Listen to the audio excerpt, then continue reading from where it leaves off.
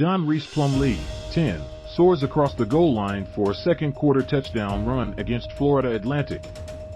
BOCA RATON, Rhys Plumlee bounced back in a big way to post career-high passing totals, and UCF's defense clamped down after halftime as the Knights pulled away from Florida Atlantic in a 40-14 win Saturday night.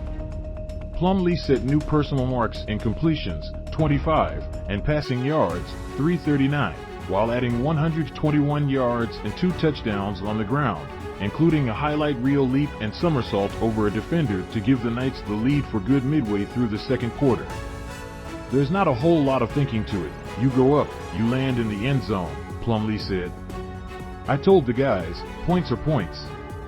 However we can get them, we'll get them. Isaiah Bowser added his 5th touchdown in 3 weeks, and RJ Harvey, an Edgewater High grad who missed all of 2021 with a torn ACL, scored on his first career touch for the Knights, 2-1. FAU, 2-2, gashed the Knights for 192 rushing yards in the first half, averaging an even 8 per carry. UCF had all the answers after the intermission, limiting the host Owls to 18 total yards on 5 possessions. UCF returns home to face Georgia Tech at 4 p.m. next Saturday. The Yellow Jackets took a 42-0 beating from Ole Miss earlier in the afternoon. Here are 3 takeaways from an important response after a nervy start. Jean-Baptiste inactive. O'Keefe starts. Jeremiah Jean-Baptiste, the Knights co-captain and leading tackler through 2 games, was inactive. He made the trip with the team but watched from the sidelines in street clothes. Rivals reported Saturday afternoon that Jean-Baptiste, a senior from Florida City, sustained an MCL sprain. Head coach Gus Malzahn hopes to have Jean-Baptiste available for the Georgia Tech game, but admitted it could be a week-to-week deal. Jean-Baptiste was a little banged up from last week, Malzahn said. Obviously he's our defensive leader, so it was good for those other guys to get quality reps. They settled down in that second half. They were presented a lot of different challenges with motions and different looks. Walter Yates started alongside Jason Johnson in Jean-Baptiste's absence. This time last year, those 2 linebackers attended D2 Savannah State and FCS Eastern Illinois, respectively. Jean-Baptiste has 12 tackles, including 10 solos, with 1.5 TFLs this season. In the receiving corps, senior Ryan O'Keefe, hamstring, returned after missing the second half of last week's loss to Louisville.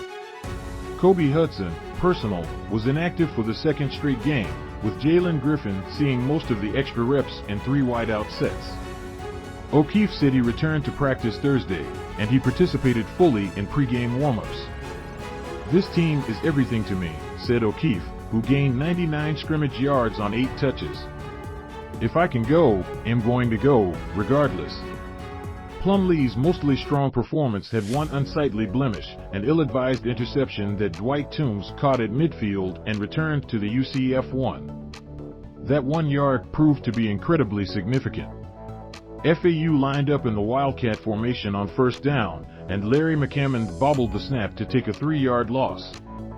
McCammon gained a yard back on the next snap, and Justin Hodges batted away an Nkosi Perry pass into the end zone. The Owls sent out the field goal unit to restore a 1-score deficit, but Tre'Mon Morris-Brash got his hand on Morgan Suarez's 19-yard attempt. Gotta take the points here, skull and crossbones, that was really something. That was the key to the game, Malzahn said. If they score there, they get the momentum back. We've had an emphasis on blocked kicks, and we were able to do that at the right time. UCF capitalized on FAU's shambolic series, marching 86 yards on 7 plays for a pivotal touchdown, Harvey's 3-yard run, to effectively settle the outcome. There's no doubt about it, those guys have my back, and the offense's backs, Plumlee said. In a spot like that to seal the game, to do something like that, it was silly of me. But it fires me up for those guys, and it makes them feel good that they can go out there and play like that after a momentum shift. UCF changes its kicker, and punter Malzahn said Monday that he would reopen the place kicking competition after Daniel Obarski's second miss of the season, a 32-yarder that could have given the Knights a 2-score lead against Louisville. Instead, UCF failed to score the rest of the night, coming up empty 10 times in a 20-14 defeat. Freshman walk-on Colton Boomer trotted out with the special teams unit after Rhys Plumlee's 7-yard, first-quarter touchdown run and converted the extra point. Malzahn then showed faith in the Lake Mary native, sending him out for a 41-yard attempt on 4th and 5. Boomer split the uprights, making a field goal longer than any of Obarski's 20 successful career kicks.